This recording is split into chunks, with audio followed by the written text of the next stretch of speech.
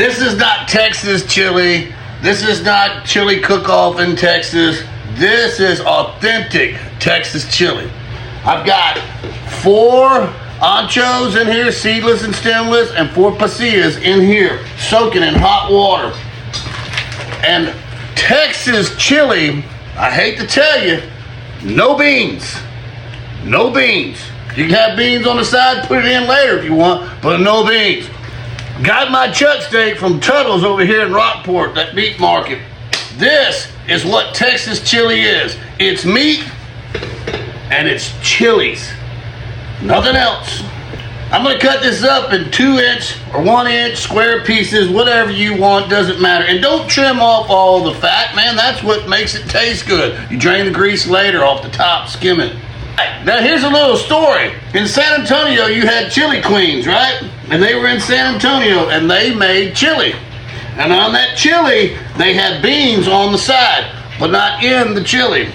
Historians say that the chuck wagons and the cattle drives, they also, because they salted meat, because they didn't have refrigeration, they salted meat so much that they found out a better way to cook it. So they put chilies in it, which is a lot of seasoning to cover it up and make it juicy. Now, which one came first? Nobody really knows. It's all about a big debate. But the thing we do know is chili came from Texas. And this is chili. It's a chili con carne, but whatever you want to call it, but it's chili. Now, you can sear this meat or you can boil it.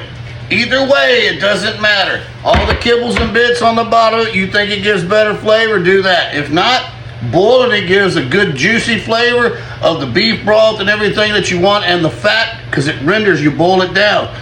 So whichever way you want to do. The one thing you don't want to do is you don't want to overcook the meat where it shreds out into the chili big time, because then it's just a big old meaty mess. Lazy today, I'm just gonna go ahead and put my meat chunks in there like this. I got me 4 cups of beef broth and I'm gonna go ahead and pour that over it. If you notice, the beef broth doesn't even completely cover the meat. That's how I want it. I'm gonna add a tablespoon of each one of these, and you can pause it or whatever you wanna do to write it down.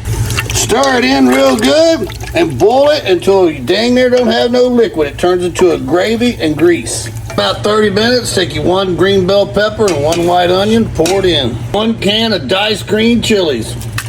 And no tomatoes in Texas chili. This ain't spaghetti or Illinois chili.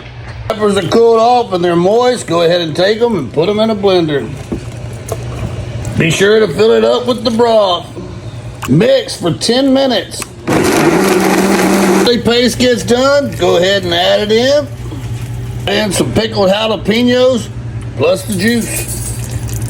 Got it all in there, go ahead and put a lid on it. And remember, Texas chili is not quick, it takes at least 3 hours. Just a pop like that, you know it's gotten thick, and that's good Texas red chili right there. The true Texas red chili, you ain't gotta do all that late dumping, letting it sit and all that. Let it cool down naturally. You know why? Because you're not cooking it in 30 minutes. Chili, good Texas chili, takes about 2 to 4 hours to cook it properly. And it's with chunks of meat, generally. Look at that pure heaven right there. Look at that. Look at this right here. Are you seeing that? See, that's chili, bub. That's Texas chili. Now I got my freshly grated cheese ready to go. I got onions, I got cilantro, saffron, whatever I want.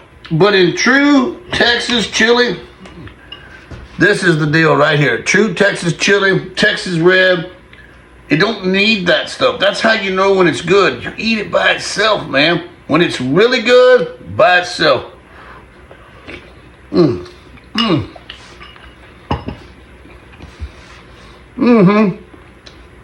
That's Texas chili. Right on, and yeah, man.